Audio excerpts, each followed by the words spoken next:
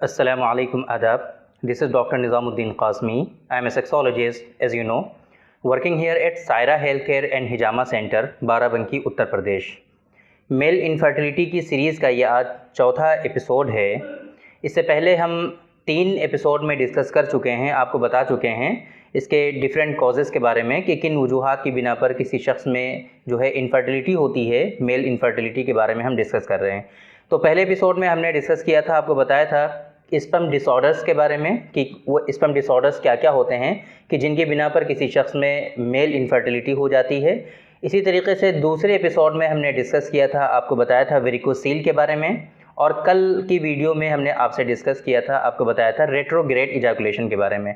In different topic पर हम already discuss कर चुके हैं, उनके कॉजेज़, सिम्टम्स और उनके ट्रीटमेंट के बारे में हम डिस्कस कर चुके हैं। वो सारी वीडियोस हमारी प्लेलिस्ट में अवेलेबल हैं। अगर आपने नहीं देखी हैं तो यहाँ पर आई बटन पर क्लिक करके उन वीडियोस को भी ज़रूर देखिए, बहुत इंपॉर्टेंट वीडियोस हैं वो भी। तो आज की इस वीडियो में मेल इनफर्टिलिटी के सीरीज़ के चौथे एपिसोड में हम डिस्कस करेंगे। उसी सिलसिले में एक दूसरा चौथा कॉज है। उन जो 3 कॉज हम पहले डिस्कस कर चुके हैं, उनके अलावा आज की इस वीडियो में आज हम चौथा कॉज है उसके बारे में डिस्कस करेंगे कि जिसकी वजह से मेल इनफर्टिलिटी होती है।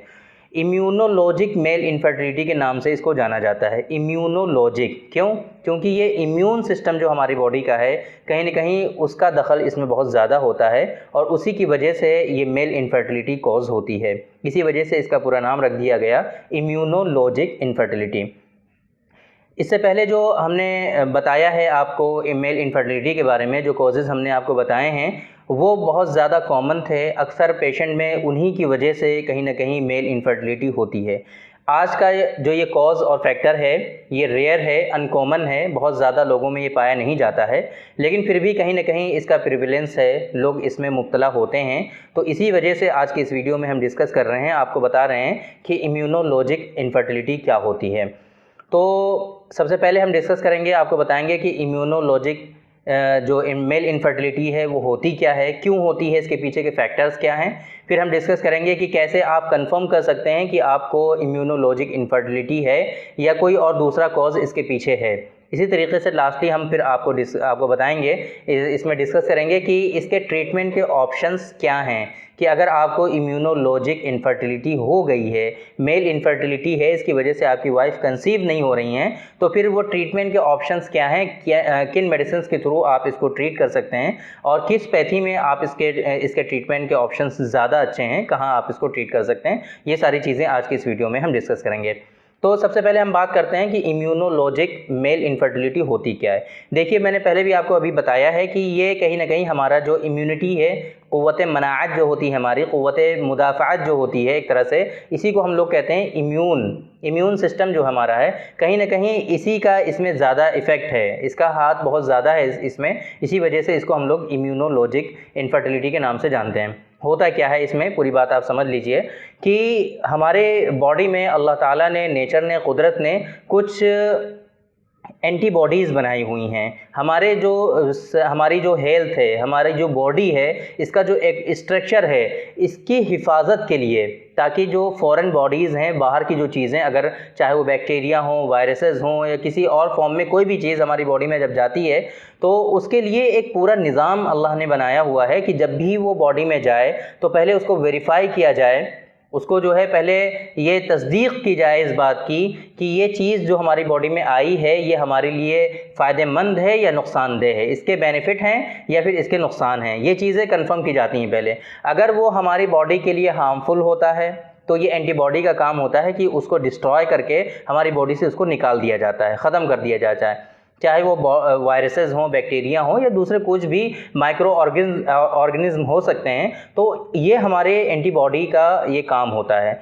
तो अब देखिए, अगर कुछ कंडीशन में ऐसा होता है कि वो बहुत सारे इसके पीछे के कॉजेज़ और फैक्टर हैं कि किस वजह से ऐसा होता है कि ये जो एंटीबॉडी हैं इनमें कहीं ना कहीं कोई डिफेक्ट हो जाता है। ये रिकग्नाइज करने में थोड़ी सी इनमें प्रॉब्लम आ जाती है कि किसको हमें ख़त्म करना है, किसको हमें डिस्ट्रॉय करना है और किसको हमें महफूज रखना है। यानी कि एक तरह से ये समझ लीजिए कि बॉडीगार्ड को आपने रखा अपने यहाँ, उसका काम ये सौंपा कि बाहर से किसी को आने से रोकना है। अब वो आपको पहचानता है, आपको जानता है, आप जब भी आएंगे आपको आने देगा वो, लेकिन दूसरे बाहर के लोग जो आएंगे उनको आने नहीं देगा। ये एक गार्ड का काम हो गया। लेकिन अगर गार्ड के साथ ऐसा हो जाए कि वो आप ही को पहचानना भूल जाए, आप ही को नहीं पहचान पा रहा, आप आ रहे हैं तो आप ही को मार भगा रहा है वो, तो इसी को कहते हैं एक तरह से ऑटो इम्यून डिसऑर्डर्स होते हैं ये। यानी कि हमारी जो एंटीबॉडी है जिसका काम था कि फ़ौरन बॉडी आए आपके, कोई माइक्रो ऑर्गेनिज्म आए, कोई वायरस, कोई बैक्टीरिया आपकी बॉडी में आए तो उसको यहाँ से डिस्ट्रॉय करके बाहर करना था, ये काम था उसका। लेकिन कुछ फैक्टर और कुछ कॉजेज़ की बिना पर, कुछ वजूहात की बिना पर होता क्या है कि वो हमारे जो सेल हैं, हमारी बॉडी के जो सेल्स हैं, हमारी बॉडी का जो स्ट्रक्चर है उस पर ही वो अटैक करना स्टार्ट कर देता है।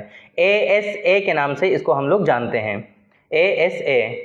तो इसमें क्या होता है फिर, ये anti sperm antibody, ASA anti sperm antibody, ये क्या करता है कि हमारे स्पर्म पर ही ये अटैक करना स्टार्ट कर देता है, वो हमारे स्पर्म को ही मारना स्टार्ट कर देता है। तो इसी वजह से क्या होता है कि स्पर्म में डिफेक्ट आना स्टार्ट हो जाता है और फिर स्पर्म की क्वांटिटी जो है वो कम हो जाती है, स्पर्म की मॉर्फोलॉजी गड़बड़ हो जाती है। जाहिर सी बात है किसी का हेड ख़त्म हो जाएगा, किसी का टेल ख़त्म हो जाएगा, किसी की बॉडी ख़त्म हो जाएगी, क्योंकि वो एंटीबॉडी जो हैं वो इसी पर अटैक कर रही हैं, उसी को ख़त्म करने की कोशिश कर रही हैं, उसको यहाँ से निकालने की कोशिश कर रही हैं। तो इस बिना पर ये कंडीशन किसी शख्स में आती है। देखिए कुछ माइक्रो ऑर्गेनिज्म जो होते हैं इनमें भी बहुत ज़्यादा पावर होती है, इनमें भी बहुत ज़्यादा एक तरह से समझ लीजिए कि काम करने की सलाहियत होती है। ये क्या करते हैं कि एंटीबॉडीज़ को या तो वो चकमा दे देते हैं कि वो पहचान ना पाएँ सही से, या फिर ऐसा करते हैं कि कुछ ऐसे मादे ये खारिज करते हैं अपने अंदर से, कुछ ऐसे फ्लूइड निकालते हैं कि जिसकी वजह से स्पर्म का स्ट्रक्चर जो है कुछ वो चेंज हो जाता है। वो उसमें चेंजेस आने की वजह से फिर एंटीबॉडी जो होती हैं वो रिकॉग्नाइज नहीं कर पाती, वो एक स्ट्रक्चर को पहचानती हैं कि ये स्पर्म है, ये स्ट्रक्चर है, ऐसा है। लेकिन अगर उसमें कुछ थोड़ा बहुत चेंजेस हो जाएं, उसमें कुछ थोड़ी सी तब्दीली हो जाए, तो जाहिर सी बात है कि वो जो गार्ड वहाँ पे बैठा हुआ था वो गार्ड उसको नहीं पहचानेगा, वो सोचेगा कि ये तो बाहर से कोई चीज़ आई है, तो उसको भी मारना स्टार्ट कर देगा। तो ये कुछ चीज़ें होती हैं कि जिसकी वजह से ये कंडीशन डेवलप होती है। तो बेसिकली होता क्या है कि इसकी वजह से फिर मैंने आपको जैसे बताया कि स्पर्म की जो क्वालिटी है वो ख़राब हो जाएगी, स्पर्म की क्वांटिटी जो है वो कम हो जाएगी, स्पर्म की मॉर्फोलॉजी गड़बड़ हो जाएगी, यानी कि आपको ओलिगोस्पर्मिया हो सकता है, एजोस्पर्मिया हो सकता है, इसी तरीके से आपकी जो मॉर्फोलॉजी है वो गड़बड़ हो सकती है। तो इन गड़बड़ियों की वजह से, इन जो है एबनॉर्मलिटीज़ की वजह से आपके अंदर जो है इनफर्टिलिटी डेवलप हो जाती है। तो ये बात हो गई पूरी कि ये जो हम डिस्कस कर रहे हैं आपको ऑटो इम्यून डिसऑर्डर्स में, कि इसकी वजह से कैसे ये काम करता है, कैसे इसकी वजह से इनफर्टिलिटी होती है, क्या इसकी वजह से प्रॉब्लम होती हैं, ये सारी चीज़ें आज की इस वीडियो में हमने अभी आपको बता दिया है। हम बात करते हैं कि इसको कैसे कंफर्म कर सकते हैं आप कि ये आपको जो है ऑटो इम्यून डिसऑर्डर है या नहीं है। इम्यूनोलॉजिक बेड टेस्ट होता है इसके लिए इम्यूनोलॉजिक बेड टेस्ट बोलते हैं इसको, डायरेक्ट इम्यूनोलॉजिक बेड टेस्ट। ये इसके लिए बहुत ज़्यादा कंफर्मेटिव डायग्नोस्टिक टेस्ट है। अगर ये आप एक करा लेंगे तो इसी की वजह से, इसी टेस्ट से आपका ये कंफर्म हो जाएगा। वहाँ पे डायरेक्टली ये चीज़ मेंशन होती है कि ये आपके अंदर जो इम्यूनोलॉजी डिसऑर्डर्स हैं ये आपके अंदर पॉजिटिव हैं या नहीं है, ये चीज़ फ़ौरन उससे कंफर्म हो जाती है। और कंफर्मेटिव डायग्नोस्टिक टेस्ट जो है वो यही है, इस टेस्ट के थ्रू आप इसको कंफर्म कर सकते हैं।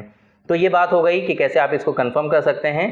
अब हम बात करते हैं कि इसके ट्रीटमेंट के ऑप्शंस क्या हैं। देखिए मॉडर्न पैथी में इसके लिए IUI या फिर IVF जो है बहुत अच्छा इसके लिए किया जा सकता है, उसी में सक्सेस के चांसेस हैं। अगर ऐसे किसी शख्स में ऑटो इम्यून डिसऑर्डर हो गए, एंटीबॉडी उसकी जो है काम कर रही हैं जिसकी वजह से उसका जो है मेल इनफर्टिलिटी है, तो इसके लिए IUI और IVF जो है ये सक्सेसफुल ट्रीटमेंट हो सकता है, इसमें कामयाबी अगर मिल जाए तो। क्योंकि आप लोग जानते हैं कि IVF और IVI का जो है इतना सक्सेस रेट इतना अच्छा नहीं है, काफ़ी ज़्यादा कॉस्टिंग भी उसकी आती है, उसके बावजूद भी उसमें कामयाबी नहीं मिलती कुछ लोगों को। तो ये अगर आप बेयर कर सकते हैं तो एक मतलब आप IUI या फिर IVF जो है इन विट्रो फर्टिलाइजेशन आप ट्राई कर सकते हैं। एक बात तो ये देखिए, एक चीज़ रह गई इसमें कि ये जो है एंटीबॉडी हमारी बॉडी में कैसे बनती हैं। देखिए नॉर्मली तो हर जगह एंटीबॉडीज़ होती हैं, लेकिन कुछ कंडीशन मेनली तीन कंडीशन ऐसी हैं कि जिसकी वजह से एंटीबॉडीज़ वहाँ पर ज़्यादा हो जाती हैं और ज़्यादा डेवलप हो जाती हैं, क्योंकि वहाँ पे इन्फेक्शन के चांसेस अगर बढ़ जाएं। फॉर एग्जांपल किसी शख्स में अगर इंजरी हो गई है कहीं पर, तो उसकी वजह से वहाँ की जो एंटीबॉडीज़ हैं वो इंक्रीज़ हो जाएंगी, वहाँ पर और ज़्यादा हो जाएंगी इंजरी की वजह से। या फिर वहाँ पे कोई सर्जरी हुई है, सर्जरी की वजह से वहाँ पे एंटीबॉडीज़ जो हैं वो आपकी इंक्रीज़ हो जाएंगी, बढ़ जाएंगी। कोई भी सर्जरी होगी अगर, तो वहाँ पर उसकी वजह से एंटीबॉडीज़ बढ़ जाएंगी।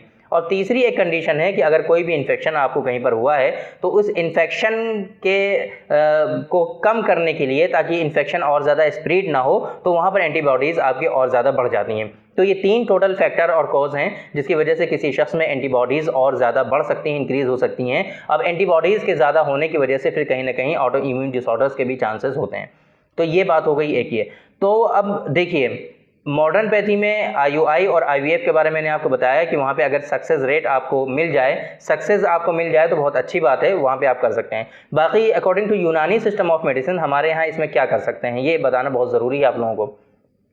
हमारे यहाँ जैसे कि दूसरे डिसऑर्डर्स होते हैं सीमेन के, एक्चुअली हमारे यहाँ ये ऑटो इम्यून डिसऑर्डर्स को डिसऑर्डर माना ही जाता है। इसके साथ साथ में हमारे यहाँ ये स्पर्म काउंट का जो इशू आता है, स्पर्म की मॉर्फोलॉजी जो गड़बड़ हो जाती है, कहीं ना कहीं ये हमारे यहाँ एबनॉर्मल स्पर्म सीमेन एनालिसिस में इसको लिया जाता है। इस कंडीशन को हमारे यहाँ एबनॉर्मल सीमेन एनालिसिस के ज़िम्रे में लिया जाता है। तो जिस तरीके से एबनॉर्मल सीमेन एनालिसिस का जिस तरीके से ट्रीटमेंट होता है, जो इसका कॉन्सेप्ट है ट्रीटमेंट का, उसी कॉन्सेप्ट पर बेस इसका भी ट्रीटमेंट किया जाता है। जाहिर सी बात है कि अगर आपके स्पर्म काउंट कम हो गए हैं, अगर मॉर्फोलॉजी गड़बड़ हो गई है, अगर आपकी मोर्टेलिटी सही नहीं है, तो हम कोशिश करते हैं, फोर्स करते हैं कि कहीं ना फोर्सफुली उसके जो काउंट हैं बहुत तेज़ी के साथ इंक्रीज़ किए जाएं, उसके काउंट जो है बढ़ाए जाएं। अगर मॉर्फोलॉजी गड़बड़ है तो उसको करेक्ट किया जाए, और इसी तरीके से अगर मोर्टेलिटी प्रोग्रेस सही नहीं है तो उसको सही करने की कोशिश की जाती है। तो ये मेन फोकस होता है हमारे यहाँ। इसके लिए हमारे यहाँ बहुत सारी मेडिसिन ऑलरेडी अल्हम्दुलिल्लाह अवेलेबल हैं।